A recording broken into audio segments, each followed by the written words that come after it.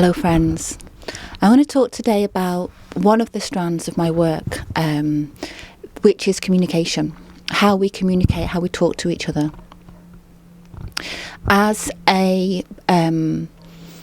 Pisces South Node and a Virgo North Node, my work, my passion, my direction is towards how do we live? How do we get to live now?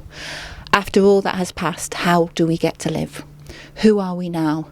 And what are the foundations that we need for this future that we're forging together compassionately? You know, that's my invitation through this work. And so in Tending the Roots, my 9-month program, we look very deeply at our connection with the womb space, with our connection with spirit, our connection with our families, our ancestry.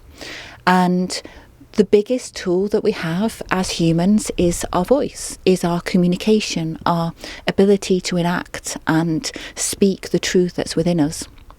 And I'm going to tell you some of the woundings of this today. So one of them is that communication becomes a tool for belonging. Communication becomes because we haven't felt that deep belonging. So we use our communication to feel like we belong. So we agree, we say yes, because we don't want to think that we could ever not belong. And through my work, through the lineage of the illuminated ancestors, what I'm really speaking to is you belong no matter what. There are ancestors there, thousands of years in your family, cheering you on. Not only cheering you on, advising you, advocating on behalf of you, shifting the invisible realm so that you can succeed.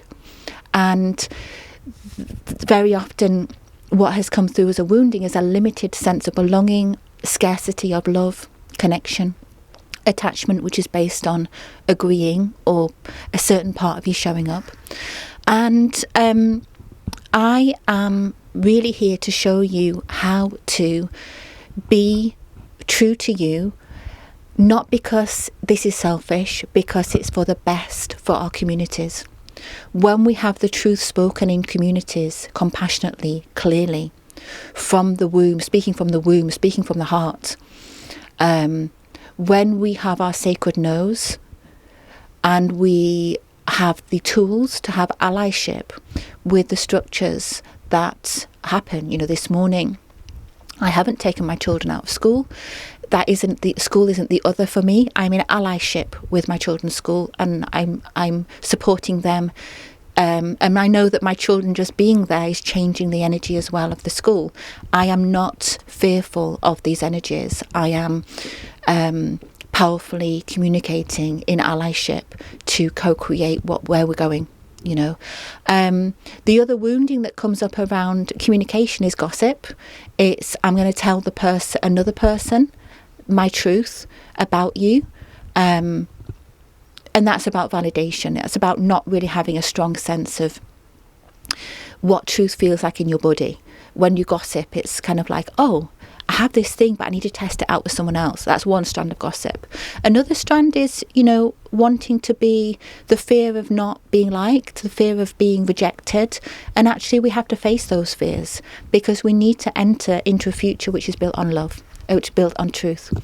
And love and truth are so much the same thing, because when you love yourself deeply, when you love your ideas, who you are, your essence, that comes out in truth. When you don't love it, you feel like you have to hide it. So, you know, that's really, really, really, really important.